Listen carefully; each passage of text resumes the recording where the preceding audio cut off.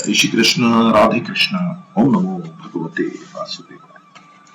जगत की रचना तथा विविध परिवर्तन मेरी अध्यक्षता में ही होता है, परंतु मेरे इस प्रभाव को न जानने वाले मूल लोग आसुरी, राक्षसी और मोहिनी प्रकृति का आश्रय लेकर मेरी अवहेलना करते हैं।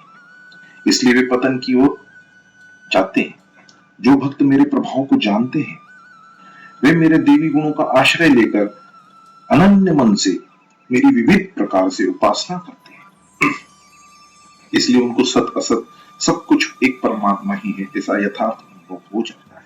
परंतु जिनके अंतकरण में सांसारिक भोग और संग्रह की कामना होती है, वे वास्तविक तत्व को न जानकर भगवान से विमुख होकर स्वर्ग आदि लोकों के भोगों की प्राप्ति के लिए सकाम भाव पूर्वक यज्ञ आदि अनुष्ठान किया करते हैं। इसलिए वे आवागमन को प्राप्त होते हैं। इसका वर्णन भगवान आगे के 2 श्लोक में करते हैं। संसार के मनुष्य प्राय यहाँ के भोगों में ही लगे रहते हैं। उनमें भी जो विशेष बुद्धिमान कहलाते हैं, उनके हृदय में भी उत्पत्ति विनाशशील वस्तुओं का महत्व रहने के कारण जब वे ऋग्वेद, सामवेद और यजुर्वेद इन तीनों वेदों में कहे हुए सकाम कर्मों का तथा उनके फलों का वर्णन सुनते हैं, तब वे वेदों में आस्तिक भाव होने के कारण यहाँ के भोगों की इतनी परवाह न करके स्वर्ग के भोगों के लिए ललचा उठते हैं।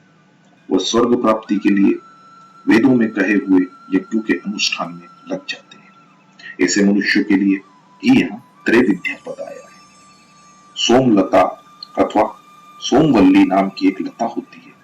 उसमें उसके विषय में शास्त्र में आता है कि जैसे शुक्ल पक्ष में प्रतिदिन चंद्रमा की एक एक कला बढ़ते बढ़ते पूर्णिमा को कलाएं पूर्ण हो जाती है और कृष्ण पक्ष में प्रतिदिन एक कला क्षीण होते होते अमावस्या को कलाएं सर्वथा क्षीण हो जाती है, ऐसे ही उस सोमलता का भी शुक्ल पक्ष में प्रतिदिन एक एक पत्ता निकलते निकलते पूर्णिमा तक 15 पत्ते निकल आते हैं और कृष्ण पक्ष में प्रतिदिन एक एक पत्ता गिरते गिरते अमावस्या तक पूरे पत्ते गिर जाते हैं।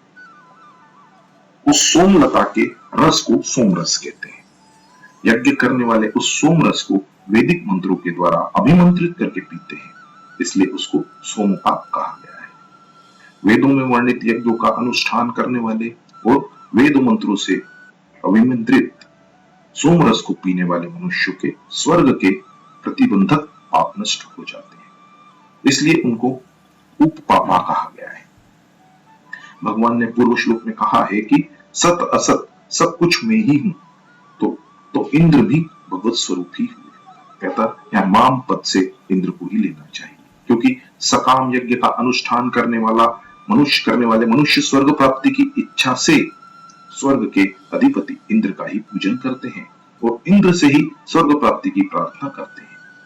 स्वर्ग प्राप्ति की इच्छा से स्वर्ग के अधिपति इंद्र की स्तुति करना और उस इंद्र से स्वर्गलोक की याचना करना, इन दोनों का नाम प्रार्थना है।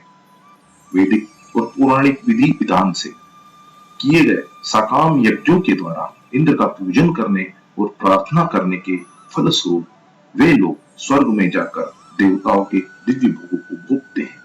वे दिव्य भोग मनुष्य लोक के भोगों की अपेक्षा बहुत विलक्षण है। वहां वे दिव्य शब्द, स्पर्श, रूप, रस और गंध इन 5 विषयों का भोग अनुभव करते हैं। इनके सिवाय दिव्य निंदनवन आदि में घूमना, सुख आराम लेना, आनंद आदर सत्कार पाना, महिमा पाना आदि भोगों को भी भोगते हैं। परिशिष्ट भाव यह है कि यहाँ ऐसे मनुष्यों का वर्णन हुआ है जिनके भीतर संसार की सत्ता और महत्ता बैठी हुई है और जो भगवान की अविधि पूर्वक उपासना करने वाले हैं। ऐसे मनुष्यों की उपासना का फल नाशवान ही होता है।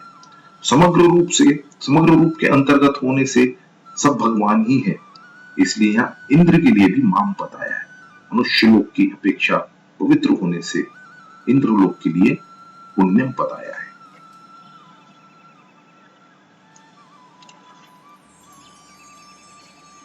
जिनके 15 पत्ते होते हैं, जिसकी आकृति सर्प की तरह होती है, जहां से पत्ते निकलते हैं वे गांठें जिनकी लाल होती है, ऐसी वह पूर्णिमा के दिन लाई हुई पंचांग, मूल, डंडी, पत्ते, फूल और फल ये युक्त सोमवल्ली पारद को बद्ध कर देता है। पूर्णिमा के दिन लाया हुआ पंचांग, मूल, छाल, पत्ते, फूल और फल, ये युक्त सोम वृक्ष भी पारद को बांधना, पारद की भस्म बनाना आदि कार्य कर देता है। परंतु सोमवल्ली और सोम वृक्ष, इन दोनों में सोमवल्ली अधिक गुणों वाली है। इस सोमवल्ली का कृष्ण पक्ष में प्रतिदिन एक एक पत्ता झड़ जाता है और शुक्ल पक्ष में पुनः प्रतिदिन एक एक पत्ता निकल आता है। इस तरह ये लता बढ़ती रहती है। पूर्णिमा के दिन इस लता का कंद निकाला जाए तो यह बहुत श्रेष्ठ होता है। धतूरे के सहित इस कंद में बंधा हुआ पारद देह को लोहे की तरह दृढ़ बना देता है और इससे बंधा हुआ पारद लक्ष्य वेदी हो जाता है। अर्थात एक गुना बद्ध पारद लाख गुना लोहे को सोना बना देता है। यह सोम नाम की लता अत्यंत दुर्लभ ही है। स्वर्गलोक भी विशाल विस्तृत है, वहां की आयु भी विशाल लंबी है और वहां की भोग सामग्री भी विशाल बहुत है, इसलिए इंद्रलोक को विशाल कहा गया है। स्वर्ग की प्राप्ति चाहने वाले न तो भगवान का आश्रय लेते हैं, न भगवत प्राप्ति के किसी साधन का ही आश्रय लेते हैं। वे तो केवल तीनों वेदों में कहे हुए साकाम धर्मों अनुष्ठानों का ही आश्रय लेते हैं, इसलिए उनको त्रयी धर्म के शरण बताया गया है। गतागतम का अर्थ है जाना और आना। सकाम अनुष्ठान करने वाले स्वर्ग के प्रापक जिन पुण्यों के फलस्वरूप स्वर्ग में जाते हैं, उन पुण्यों के समाप्त होने पर वे पुनः मृत्यु लोक में पृथ्वी पर लौट आते हैं। इस प्रकार उनका घटी यंत्र की तरह बार बार सकाम शुभ कर्म करके स्वर्ग में जाने और फिर लौटकर मृत्यु लोक में आने का चक्कर चलता ही रहता है। इस चक्कर से वे छूट नहीं पाते। अगर पूर्व श्लोक में आए भूत पापा पद से जिनके संपूर्ण पाप नष्ट हो गए हैं और यहाँ आए क्षीणे पुण्य पदों से जिनके संपूर्ण पुण्य क्षीण हो गए हैं, ऐसा अर्थ लिया जाए तो उनको पाप और पुण्य दोनों क्षीण होने से मुक्त हो जाना चाहिए, परंतु वे मुक्त नहीं होते, प्रत्युत आवागमन को प्राप्त होते हैं। इसलिए यहाँ भूत पापा पद से वे लिए गए हैं जिनके स्वर्ग के प्रतिबंधक पाप यज्ञ द्वारा यज्ञ करने से नष्ट हो गए हैं, और क्षीण पुण्य पदों से वे लिए गए हैं जिनके स्वर्ग के पापक पुण्य होने से समाप्त हो गए। अतः संपूर्ण पापों और पुण्यों के नाश की बात यहाँ नहीं आई है। जो त्रयी धर्म का आश्रय लेते हैं उनको तो देवताओं से प्रार्थना याचना करना पड़ती है, परंतु जो केवल मेरा ही आश्रय लेते हैं उनको अपने योग क्षेम के लिए मन में चिंता, संकल्प और याचना नहीं करनी पड़ती। यह बात भगवान आगे के श्लोक में कहते हैं। जो कुछ देखने, सुनने और समझने में आ रहा है वह सब का सब भगवान का स्वरूप ही है, और उसमें जो कुछ परिवर्तन तथा चेष्टा हो रही है वह सब की सब भगवान की लीला है। ऐसा जो दृढ़ता से मान लेते हैं, समझ लेते हैं, उनकी फिर भगवान के सिवा कहीं भी महत्व बुद्धि नहीं होती।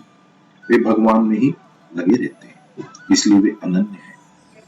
केवल भगवान में ही महत्ता और प्रियता होने से उनके द्वारा स्वतः भगवान का ही चिंतन होता है। अनन्य कहने का दूसरा भाव यह है कि उनके साधन और साध्य केवल भगवान ही है, अर्थात केवल भगवान के ही शरण होना है, उन्हीं का चिंतन करना है, उन्हीं की उपासना करनी है और उन्हीं को प्राप्त करना है। ऐसा उनका दृढ़ भाव है। भगवान के सिवाय उनका कोई अन्य भाव है ही नहीं, क्योंकि भगवान के सिवाय अन्य सभी नाशवान है। अतः उनके मन में भगवान के सिवाय अन्य कोई इच्छा नहीं है, अपने जीवन निर्वाह की भी इच्छा नहीं है, इसलिए वे अनन्य है। वे खाना पीना, चलना फिरना, बातचीत करना, व्यवहार करना आदि जो कुछ भी काम करते हैं वो सब भगवान की ही उपासना है, क्योंकि वे सब काम भगवान की प्रसन्नता के लिए ही करते हैं।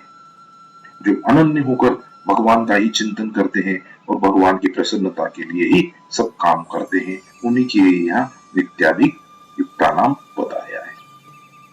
इसको दूसरे शब्दों में इस प्रकार समझे कि वे संसार से विमुख हो गए, यह उनकी अनन्यता है। वे केवल भगवान के सम्मुख हो गए, यह उनका चिंतन है, और सक्रिय अक्रिय सभी अवस्थाओं में भगवत सेवा परायण हो गए, यह उनकी उपासना है। ये तीनों बातें जिनमें हो जाती हैं वे नित्याभियुक्त है। अप्राप्त वस्तु की प्राप्ति करा देना योग है और प्राप्त सामग्री की रक्षा करना क्षेम है। भगवान कहते हैं कि मेरे में नित्य निरंतर लगे हुए भक्तों का योग क्षेम मैं वहन करता हूँ। वास्तव में देखा जाए तो अप्राप्त वस्तु की प्राप्ति करने में भी योग का वहन है और प्राप्ति न करना कराने में भी योग का वहन है। कारण कि भगवान तो अपने भक्तों का हित देखते हैं और वही काम करते हैं जिसमें भक्त का हित होता है। ऐसे ही प्राप्त वस्तु की रक्षा करने में भी क्षेम का वहन है और रक्षा न करने में भी क्षेम का वहन है। अगर भक्त की भक्ति बढ़ती हो तो उसका कल्याण होता हो तो भगवान प्राप्त की रक्षा करेंगे क्योंकि इसी में उसका क्षेम है। अगर प्राप्त की रक्षा करने से उसकी भक्ति न बढ़ती हो, उसका हित न होता हो, तो भगवान उस प्राप्त वस्तु को नष्ट कर देंगे क्योंकि नष्ट करने में भी उसका क्षेम है। इसलिए भगवान के भक्त अनुकूल और प्रतिकूल दोनों ही परिस्थिति में परम प्रसन्न रहते हैं। भगवान पर निर्भर रहने के कारण उनका यह दृढ़ विश्वास हो जाता है कि जो भी परिस्थिति आती है वो भगवान की ही भेजी हुई है। अतः अनुकूल परिस्थिति ठीक है और प्रतिकूल परिस्थिति भी ठीक है, यह उनका भाव मिट जाता है। उनका भाव यह रहता है कि भगवान ने जो किया है वही ठीक है और भगवान ने जो नहीं किया है वही ठीक है। उसी में हमारा कल्याण है। ऐसा होना चाहिए और ऐसा नहीं होना चाहिए, यह सोचने की हमें किंचित मात्र भी आवश्यकता नहीं है। कारण कि हम सदा भगवान के हाथों में ही हैं और भगवान सदा ही हमारा वास्तविक हित करते रहते हैं। इसलिए हमारा अहित कभी हो ही नहीं सकता। तात्पर्य है कि भक्त का मनचाहा हो जाए तो उसमें भी कल्याण है और मनचाहा न हो तो भी उसमें भी कल्याण है। भक्त का चाहा और न चाहा कोई मूल्य नहीं रखता, मूल्य तो भगवान के विधान का है। इसलिए अगर कोई अनुकूलता में प्रसन्न और प्रतिकूलता में खिन्न होता है तो वह भगवान का दास नहीं है, प्रत्युत अपने मन का दास है। वास्तव में तो योग नाम भगवान के साथ संबंध का है और क्षेम नाम जीव के कल्याण का है। इस दृष्टि से भगवान भक्त के संबंध को अपने साथ दृढ़ करते हैं। यह तो भक्त का योग हुआ और भक्त के कल्याण की चेष्टा करते हैं, यह भक्त का क्षेम हुआ। इसी बात को लेकर दूसरे अध्याय के 45वें श्लोक में भगवान ने अर्जुन के लिए आज्ञा दी कि तू निर्योग क्षेम हो जा, अर्थात तू योग और क्षेम संबंधी किसी प्रकार की चिंता मत कर। वहां यह कहने का तात्पर्य है कि जैसे छोटे बच्चों के लिए माँ किसी वस्तु की आवश्यकता समझती है तो बड़ी प्रसन्नता और उत्साह के साथ स्वयं वह वस्तु ला कर देती है। ऐसे ही मेरे में निरंतर लगे हुए भक्तों के लिए मैं किसी वस्तु की आवश्यकता समझता हूँ तो वह वस्तु में स्वयं होकर लाता हूँ, अर्थात भक्तों के सभी काम मैं स्वयं करता हूँ।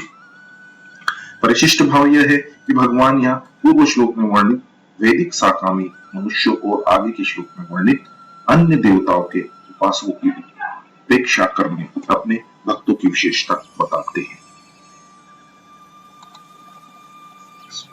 अनन्य भक्त न तो पूर्व श्लोक में वर्णित इंद्र को मानते हैं न आगे के श्लोक में वर्णित अन्य देवताओं को मानते हैं। इंद्र आदि की उपासना करने वालों को तो कामना के अनुसार सीमित फल मिलता है, परंतु भगवान की उपासना करने वाले को असीम फल मिलता है। देवताओं का उपासक तो मजदूर नौकर की तरह है और भगवान की उपासना करने वाला घर के सदस्य की तरह है। मजदूर काम करता है तो उसको मजदूरी के अनुसार सीमित पैसे मिलते हैं, पर घर का सदस्य काम करता है तो सब कुछ उसी का होता है। अनन्य भक्त वे हैं जिनकी दृष्टि में एक भगवान के सिवाय अन्य की सत्ता ही नहीं है। भगवान साधक को उसके लिए आवश्यक साधन सामग्री प्राप्त कराते हैं और प्राप्त साधन सामग्री की रक्षा करते हैं। यही भगवान का योगक्षेम वहन करना है। यद्यपि भगवान सभी साधकों का योगक्षेम वहन करते हैं, तथापि अनन्य भक्तों का योगक्षेम विशेष रूप से वहन करते हैं। जैसे प्यारे बच्चे का पालन माँ स्वयं करती है, नौकरों से नहीं करवाती। जैसे भक्त को भगवान की सेवा में आनंद आता है, ऐसे ही भगवान को भी भक्त की सेवा में आनंद आता है। जय श्री कृष्ण, राधे कृष्ण। ओम नमो भगवते वासुदेवाय।